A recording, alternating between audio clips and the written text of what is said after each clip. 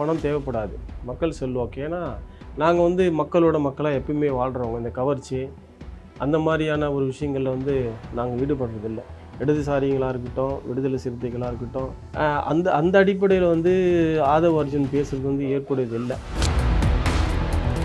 தொண்டரோட மனநிலை வந்து எப்போ மாறும்னா, அவங்க அரசியல் புரிதல் அவங்களுக்கு எப்போ வருதோ அப்போ தான் மாறுவாங்க. ஒரு அரசியல் தெளிவான ஒரு இளைஞர்களும் தொண்டர்களும் இருக்கும்போதும் இப்படி வந்து ரோட்டில் ஒரு ஆரவாரம் பண்ணுறது வந்து எந்த வகையிலும் நியாயம் இல்லை.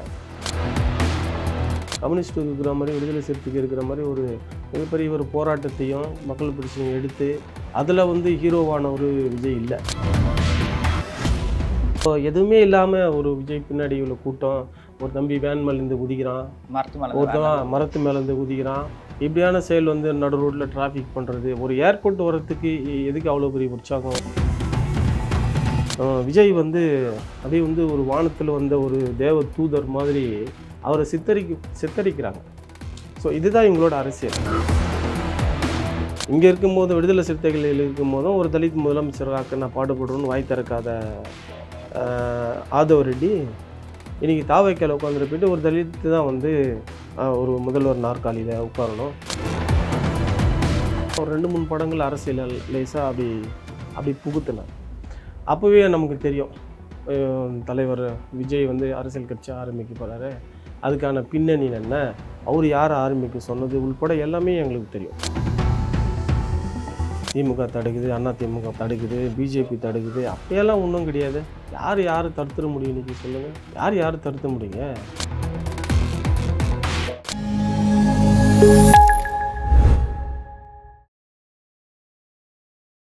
நாதஸ் மீடியா நேயர்களுக்கு வணக்கம். அரசியல் பல பரபரப்பான கட்டங்களை நோக்கி நகர்ந்து கொண்டு இருக்கிறது. அது குறித்து விவாதிக்க விடுதலை சிறுத்தைகள் கட்சியின் மாநில இளைஞர் பாசறை துணை செயலாளர் திரு லெனின் அன்பரசு நம்முடைய இணைந்திருக்கார். வணக்கம் சார். வணக்கம் சார். இப்போ வந்து பார்த்தீங்கன்னா விஜய் அவர்கள் வந்து பூத் கமிட்டி மீட்டிங் முடிச்சிருக்காங்க. அதுலேயும் வந்து விசிகாவை விடவே இல்லை. ஆதவ அர்ஜுன் வந்து மறைமுகமாக சொல்கிறாரு, விசிகா கம்யூனிஸ்ட் போன்ற கட்சிகள்லாம் காசு எல்லாமே வந்து ஜெயிச்சாங்க போன வாட்டி, காசு கொடுத்து தான் ஜெயிக்கணுன்ற அவசியம் கிடையாது அப்படின்ற விஷயங்கள்லாம் சொல்கிறாங்க. இன்னுமே விசிகா கம்யூனிஸ்ட் போன்ற கட்சிகளை விஜய் அவர்களோட கூட்டணியில் இணைக்கிறதுக்கான முயற்சிகளை ஆதவ அர்ஜுன் எடுத்துகிட்டு இருக்காரான்ற ஒரு கேள்வி இருக்குல்ல. அவர் வந்து அது அவரோட நம்பிக்கை. பணம் கொடுக்காமல் நாங்கள் ஜெயிப்போம் அப்படின்றது வந்து அவரோட நம்பிக்கை. அதில் நம்ம தலையிடலை. இதற்கு வந்து விசிகாவையும் நம்ம இடதுசாரிகளை வந்து மேற்கோள் காட்டுறது வந்து ஏற்புடையது அல்ல. அது அவங்களுக்கு பொருந்தாது.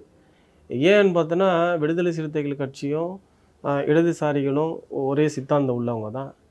இந்த 2 கட்சிகளும் வந்து மக்களுக்கான கட்சி. ஆல்ரெடி வந்து கம்யூனிஸ்ட்டு பற்றி வந்து நாட்டு மக்களுக்கே தெரியும். அவங்க எளிமையிலையும் நேர்மையிலையும் கரெக்டாக இருப்பாங்க. அதே பாணி தான் நாங்களும் விடுதலை சிறுத்தைகளை கட்சி அதே பாணியில் தான் இருக்கிறோம். அப்போ வந்து இந்த 2 கட்சிகளுக்கு வந்து பணம் தேவைப்படாது.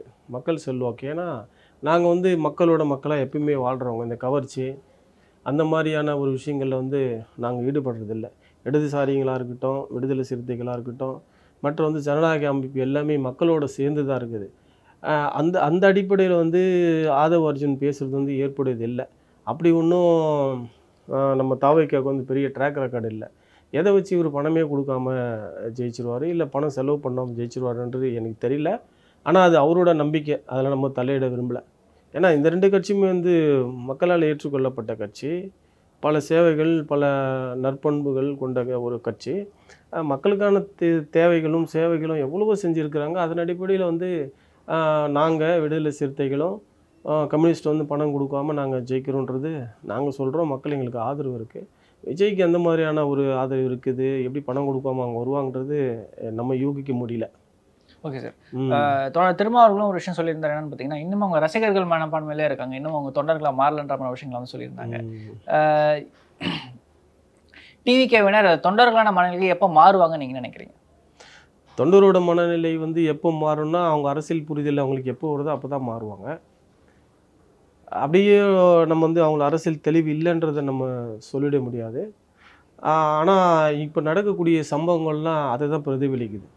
ஒரு அரசியல் தெளிவான ஒரு இளைஞர்களும் தொண்டர்களும் இருக்கும்போதும் இப்படி வந்து ரோட்டில் ஒரு ஆரவாரம் பண்ணுறது வந்து எந்த வகையிலும் நியாயம் இல்லை. அப்படி சொல்லப்போனால் தான் நான் கடந்த ஒரு 32 வருஷமாக 30 வருஷமாக விஜய் ஃபீல்டில் இருக்கார். அவர் இந்த சமூகத்திற்கு ஆற்றிய பணி என்ன, அவர் அப்போல்லாம் மக்கள் வந்து எவ்வளோ தூக்கி பிடிச்சாங்க, எப்படி கொண்டாடினாங்க அதெல்லாம் நம்ம பார்க்கணும். அப்படி சொல்லப்போனால் இப்போ நீங்கள் சொன்ன மாதிரி கம்யூனிஸ்ட்டுக்கு இருக்கிற மாதிரி விடுதலை சிறுத்தைக்கு இருக்கிற மாதிரி ஒரு மிகப்பெரிய ஒரு போராட்டத்தையும் மக்கள் பிரச்சனையும் எடுத்து அதில் வந்து ஹீரோவானவர் விஜய் இல்லை. புரியுதுங்களா? அதில் ஹீரோவானவர் எங்கள் தலைவர் அண்ணன் திருமா மட்டும்தான். மக்கள் களத்தில் நின்னார், மக்களோட கண்ணீரை துடைச்சார், மக்களவே வாழ்ந்துட்டு வர்றாரு. அந்த மாதிரி ஒரு தலைவன் பின்னாடி இவ்வளோ பெரிய கூட்டம் அப்படியே முந்தி அடிச்சுக்கின்னு மேலே கீழே தள்ளிட்டு ஓடுறத நம்ம நடக்குதுன்னு சொன்னால் அது கூட ஏற்றுக்கலாம். இப்போது எதுவுமே இல்லாமல் ஒரு விஜய் பின்னாடி இவ்வளோ கூட்டம், ஒரு தம்பி வேன் மேலேருந்து குதிக்கிறான், ஒருத்தன் மரத்து மேலேருந்து குதிக்கிறான், இப்படியான செயல் வந்து நடு ரோட்டில் டிராஃபிக் பண்ணுறது, ஒரு ஏர்போர்ட் வர்றதுக்கு எதுக்கு அவ்வளோ பெரிய உற்சாகம்? இல்லை, கட்சிக்காரங்களுக்கு பயந்து கேரவானில் கூட போகாமல் திருப்பி வந்து இந்த காரில் ஏறி போனதெல்லாம் வந்து பார்த்தீங்கன்னா எல்லாமே பார்த்தினா ஒரு ஊடக கவர்ச்சி தான்.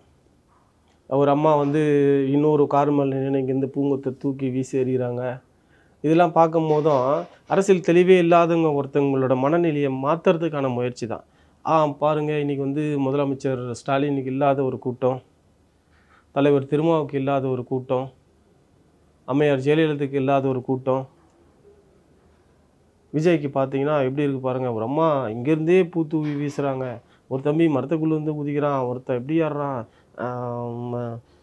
விஜய் வந்து அப்படியே வந்து ஒரு வானத்தில் வந்த ஒரு தேவ தூதர் மாதிரி அவரை சித்தரிக்கிறாங்க. ஸோ இதுதான் இவங்களோட அரசியல். வேறு விஜய் செய்த நன்மைகளாக இருக்கட்டும், எதையாவது சொல்லி யாராவது வாக்கு கேட்குறாங்களா, இல்லை வந்து அடுத்த கட்டத்துக்கு கொண்டுன்னு போகிறாங்களான்றது தெரியல. இதெல்லாம் வந்து ஒரு வீடியோ கவர்ச்சி தான். Okay sir. அதே மாதிரி வந்து பார்த்தீங்கன்னா தொடர்ச்சியாக வந்து பார்த்தீங்கன்னா எம்ஜிஆரோட வந்து பார்த்தீங்கன்னா விஜய் அவர்களை ஒப்பிட்டுன்ற விஷயங்கள் நிறைய பேசுகிறாங்க. ஆதவர்ஜனும் அதே மாதிரி விஷயங்கள் தான் பேசுகிறாங்க. என்னென்னு பார்த்தீங்கன்னா 72 கட்சி ஆரம்பித்து 77 எம்ஜிஆர் ஆட்சியை பிடிச்ச மாதிரி நாங்கள் பிடிச்சிருவோம் அப்படின்ற விஷயங்களை தொடர்ச்சியாக ரிப்பீட்டடாக இவங்க சொல்கிறதுக்கான காரணம் என்ன? விஜய் எம்ஜிஆர் ஆகிடுவாரா அப்படின்னு ஒரு கேள்வி இருக்குது. விஜய் ஒரு காலமும் எம்ஜிஆர் ஆக முடியாது. இப்போ ஆதவர்ஜன் சொல்கிறாருன்னா, ஆதவர்ஜன் வந்து எங்ககிட்ட இருக்கும்போது ஒரு ஸ்டேட்மெண்ட் கொடுத்தாரு, எங்ககிட்ட இருக்கும்போது வந்து வேறு மாதிரியான யூகங்கள் வகுத்தார். அன்றைக்கி வந்து தலைவர் அண்ணன் திருமா தான் வந்து என்னோட அரசியல் குருன்னு சொன்னார். அப்போது வந்து அவர் ஒரு மாதிரியான இதுங்களை கொண்டுட்டு வந்தார். இப்போ அதை அப்படியே எடுத்துகிட்டு போயிட்டு தாவேக்கா விஜய்கிட்ட காட்டுறாரு. பூத் கமிட்டிலேருந்து அடுத்தடுத்த மூமெண்ட் எல்லாமே அவருக்கு வந்து மாறி தான் இருக்குது. இங்கே ஒன்று பேசுகிறாரு, இப்போ அங்கே போயிட்டு ஒரு மாதிரியாக பேசுகிறாரு.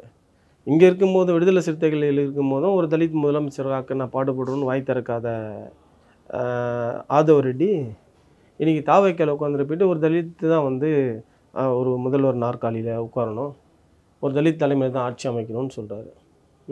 இது எந்த வகையில் நியாயம்? இன்னொரு விஷயம் பார்த்தீங்கன்னா, எம்ஜிஆர் மாதிரி ஆகிட முடியுமான்னா ஏன் ஆக முடியாதுன்றதை நம்ம சொல்லணும் அதில். இல்லை, நிச்சயமாக எம்ஜிஆர் வந்து ஆரம்ப கட்டத்தில் திராவிட சித்தாந்தங்களை பேசினார். தனது படத்தில் திராவிடம் பேசுவார், பெண்ணுரிமை பேசியிருக்காரு, அடிமைத்தனத்தை பேசியிருக்கிறாரு. இது எல்லாமே அவருக்கு வந்து திராவிட ஒரு பண்பாட்டு கொண்டதாகவும் திராவிட சித்தாந்தங்களை தன் பாடல் மூலியமாகவும் சினிமாவில் வந்து நிறைய வசனங்கள்லாம் பேசியிருக்காரு. இது முத்தமிழறிஞர் கலைஞர் எழுதி கொடுத்து அவர் டைரக்ட் பண்ணதெல்லாம் தான் நிறைய பண்ணியிருக்காரு. அன்றைக்கி கூட பார்த்தோன்னா கலைஞரால் வளர்க்கப்பட்டவர் தான் திரு எம்ஜிஆர் அவர்கள். முதல்ல எம்ஜிஆர் வந்து அரசியலுக்கு வரத்துக்கு முன்னாடியே சினிமாவில் தனது கருத்துக்களை வந்து திராவிட கருத்துக்களையே தான் நிறைய நாட்டு மக்கள் கொண்டுட்டு வந்தார். அப்போது எம்ஜிஆருக்குன்னு வந்து ஒரு கட்டமைப்பு எப்படி இருந்துச்சுன்னா, ரசிகர் மன்றமாக அணியாக இருந்தது. திராவிடம் ஒரு பக்கம் அவர் பேசினாலும் சமூக சிந்தனைகளை வந்து பெண்ணுரிமைகள் போன்ற சில விஷயங்கள் அவர் பேசிட்டு வந்தாலும் சினிமான்ற ஒரு மோகம் அவருக்கு வந்து கட்டமைப்பு. குறிப்பாக சொல்லப்போனால் எப்படி சொல்கிறது, இது எப்படி சொல்லலாம்னா, எளிமையாக சொல்லணும்னா திராவிட முன்னேற்ற கழகத்துக்கு ஒரு துணை அமைப்பு மாதிரி எம்ஜிஆர் ரசிகர் மன்றங்கள் இருந்துச்சு. ரைட், புரிஞ்சுட்டிங்க. அதான் திராவிட இன்னைக்கு நம்ம திகாலாம் அப்படி இருக்குல்ல, அந்த மாதிரி வந்து திமுகவுக்கு ஒரு துணை ஒரு அணி மாதிரி வந்து ஒரு அமைப்பு மாதிரி அதை உருவாக்கி எடுத்துகிட்டு வந்தார். அப்போது சட்டுன்னு எம்ஜிஆர் வந்து அரசியல் கட்சி ஆரம்பிக்கணும்னு திராவிட முன்னேற்ற கழகத்திலிருந்து வெளியே வரும்போதும் அவருக்கு ஒரு பெரும் கூட்டம் இருந்தது. நீக்கப்பட்டு வெளியே வந்தார். அது ஏதோ வந்து அவர் நீக்கப்பட்டு வந்தாரா வெளியில் வந்தாரான்றது நம்ம ரெண்டாவது வச்சுப்போம். திமுகலேருந்து வெளியே வரும்போதும் அவருக்கு வந்து அப்படியே வந்து சொடக்கு போகிற நேரத்தில் ஒரு கூட்டம் அங்கே அப்படியே சுற்றுச்சு. அந்த ஸ்டார்டம் அந்த ஆமாம் ஆமாம். அன்றைக்கி வந்து சினிமாவில் பார்க்குற வந்து ஒரு எப்படி சொல்கிறது, ஒரு அதிசய பொருளாக எம்ஜிஆர் அன்னைக்கு பார்க்கப்பட்டார். அந்த காலகட்ட சினிமா வேறு, இந்த காலகட்ட சினிமா வேறு. அப்போது இருந்த ரசிகர்கள் வந்து எம்ஜிஆர் கிட்ட டக்குன்னு வரும்போதும் ஒரு அரசியல் புரிதலோடு இருந்தாங்க. எளிய மக்களுக்கான அவங்க ரசிகராகவும் இருந்தாங்க. அதாவது 100% இருந்தேன்னா அதில் 50 பேர் ரசிகராகவே பார்த்தான். 50 பேர் வந்து எம்ஜிஆரை வந்து ஒரு தலைவராக, ஒரு கருத்தியல் தலைவராக பார்த்தாங்க.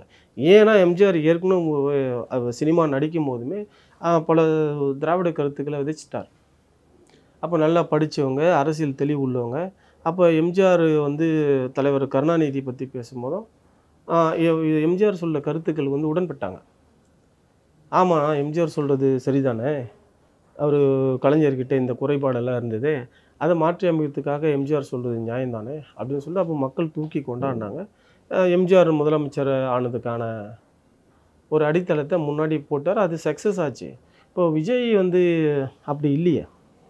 இப்போது எனக்கு தெரிஞ்ச வரையும் நான் சினிமாவில் நிறைய பார்க்க மாட்டேன், அதிகமாக சினிமா பார்க்க பழக்கம் இல்லை. ஆனால் அந்த அரசியல் சார்ந்த படங்கள் அது மாதிரிலாம் வந்தால் போய் பார்ப்பேன். அதன் அடிப்படையில் நான் பார்த்த வரையும் அந்த ஒரு விரல் பொறிச்சின்னு ஏதோ ஒரு படம் வந்தது, சர்க்காரா? ஆமாம், சர்க்காரும் அதுக்கு முன்னாடி ஏதோ ஒரு படத்தில் தான் சில அரசியல் பேசினார் எனக்கு தெரிஞ்சு. அப்போ சர்க்கார் மெர்சல் அது ஒரு படமா? மெர்சல்ன்றது தெரியல. அந்த ஆலப்போரா தமிழ்னு ஒரு பாட்டு வந்துருச்சுல. ரைட். ஆமாம், அந்த மாதிரி அதுக்கு குறிப்பாக கொஞ்ச வருஷத்துக்கு முன்னாடி தான் ஒரு 2-3 படங்கள் அரசியல் லேசாக அப்படி புகுத்தினார். அப்போவே நமக்கு தெரியும் தலைவர் விஜய் வந்து அரசியல் கட்சி ஆரம்பிக்க போகிறாரு, அதுக்கான பின்னணி என்ன, அவர் யார் ஆரம்பிக்க சொன்னது உள்பட எல்லாமே எங்களுக்கு தெரியும்.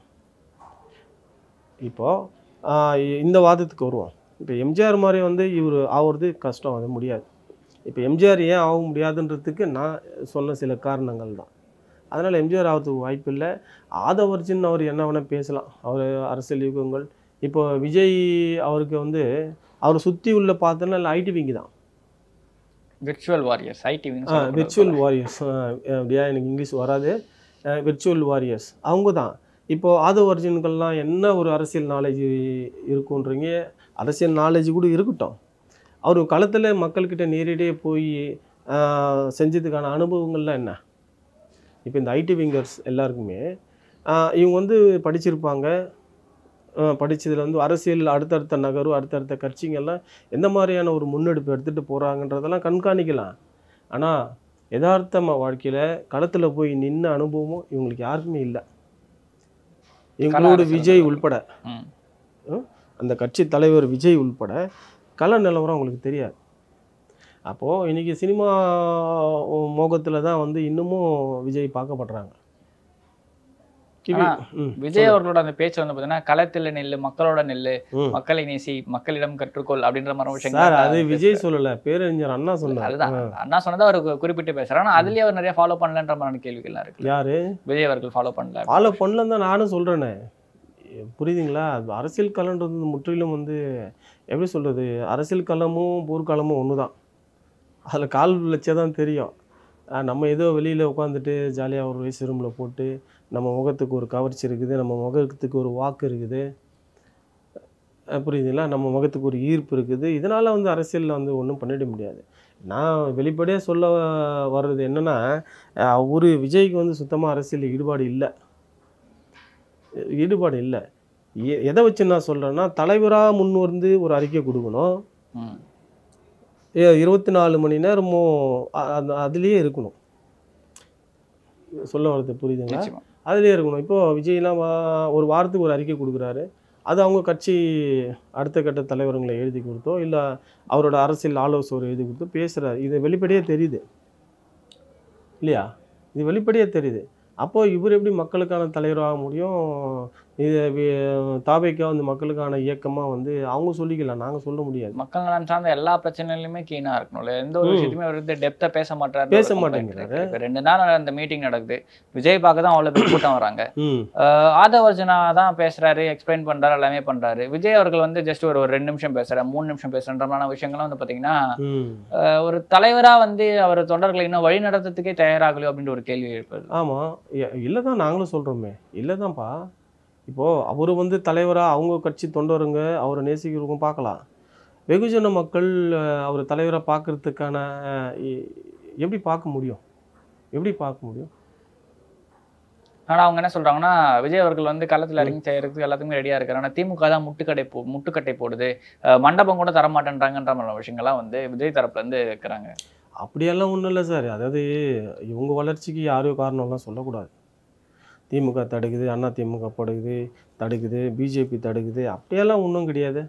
யார் தடுத்துட முடியும் இன்னைக்கு சொல்லுங்க? யார் தடுத்த முடியுங்க? அன்னைக்கு ஒரு எம்ஜிஆர் தடுத்தாங்கன்னு சொல்றாங்க. அவர் வரலையா? வந்தாங்கல்ல. அம்மையார் ஜெயலலிதா தடுத்தாங்கன்றாங்க. அவங்க வரலையா? 2 டைமே திமுக தான் ஆளுங்கட்சியா இருந்துச்சு அப்போ. ஆமா.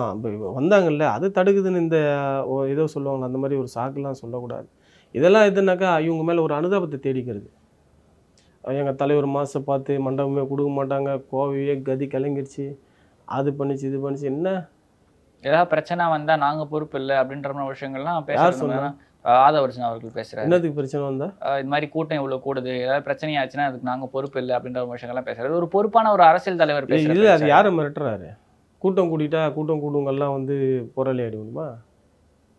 புரியுதுங்களா? சார் கைத்தட்ட வந்தவனுக்கும் களத்தில் நிற்கிறவனுக்கும் வித்தியாசம் தெரியாதா? புரியுதுங்களா? களத்தில் வந்து 1 2 பேர் தான் நிற்பான். ஒரு கேமு நிறுத்தினாக்கா அந்த கேமுக்கு ஏற்ற மாதிரி 4 5 இல்லை 10 11 தான் கேமில் கிரவுண்டில் நிற்க முடியும். அப்போது பிளேயர்ஸ் வந்து கம்மியாக இருக்குது. சுற்றி கூட்டம் கைத்தட்டுறது தான் லட்சம் கோடி பேர் இருக்கிறான். அப்போது கள வீரன் முக்கியமா இல்லை கைத்தட்ட கூட்டம் முக்கியமா? புரியுதுங்களா? அந்த கூட்டம் கூட்டத்தினால அந்த ஏதோ அசம்பாவிதம் ஏற்பட்டா நாங்கள் பொறுப்பு இல்லைன்னா என்ன நீங்கள் தமிழ்நாட்டை அப்படியே தலைகீழாக மாற்றிட்டு போகிறீங்க? தமிழ்நாட்டு மீது வந்து எங்களுக்கு இதுக்கு முன்னாடி இந்த தலைவர்களுக்கெல்லாம் இல்லாத அக்கறை என்ன ஆதவ அர்ஜுனுக்கு வந்துச்சு?